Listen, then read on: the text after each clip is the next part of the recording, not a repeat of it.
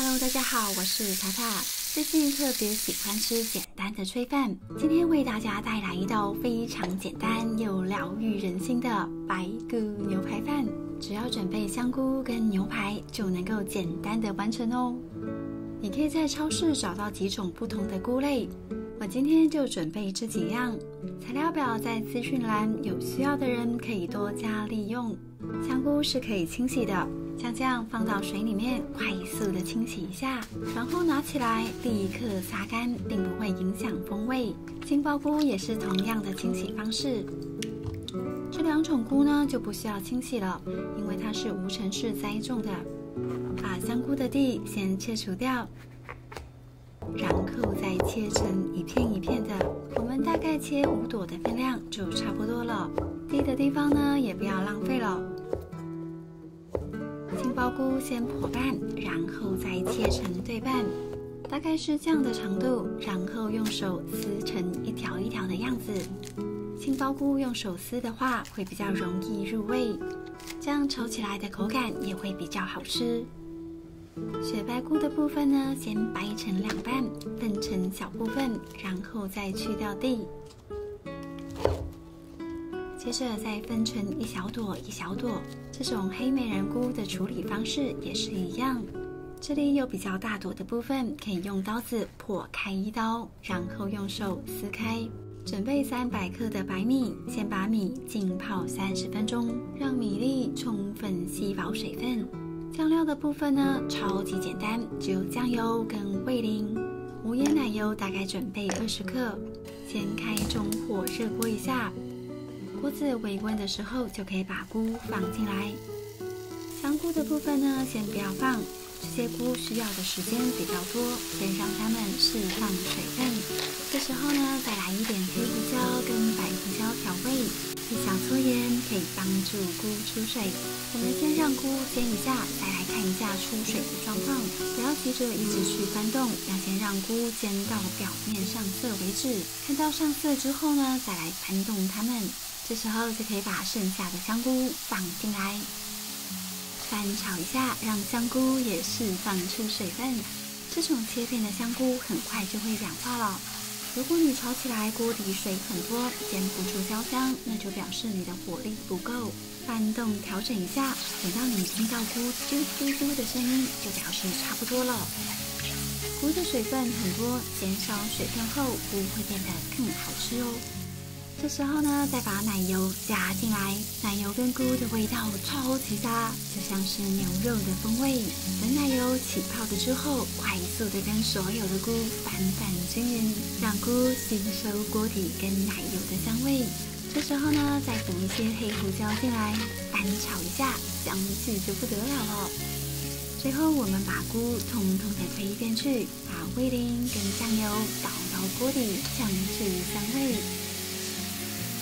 等酱汁还没有烧干之前，赶紧的把酱汁跟菇翻炒在一起，让菇充分的吸收到酱汁。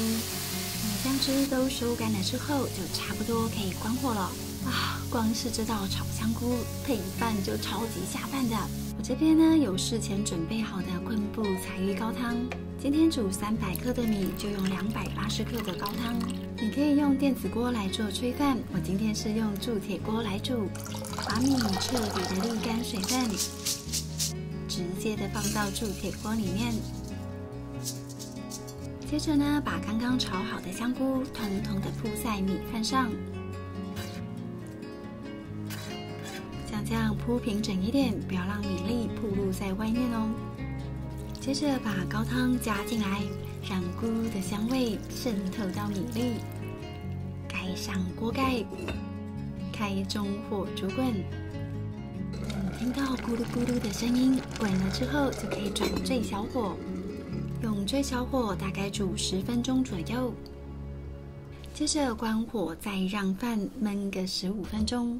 等待的时候，我们来准备牛排的部分。不吃牛排的人也可以省略这部分。把牛排表面的水分擦拭干净。在煎牛排之前，撒上一点盐跟黑胡椒调味，然后翻面过来，同样撒上盐跟黑胡椒，盐的分量呢，大约是牛排重量的1/1。最后，我们在牛排上淋上一点油，用刷子刷刷刷，翻面过来，一样淋上一些油。如果你使用不粘煎锅的话，那就不需要再放油了。不粘锅要使用这样铸造的锅子才能够热锅煎。我今天选择用铸铁锅来煎牛排。先开中火加热，不需要放油。不知道锅子有没有热，可以撒一点水测试一下。看到水快速蒸发，像这样锅子就是够热了。这时候呢，赶紧的把牛排放上来煎，里面大概煎2分钟左右。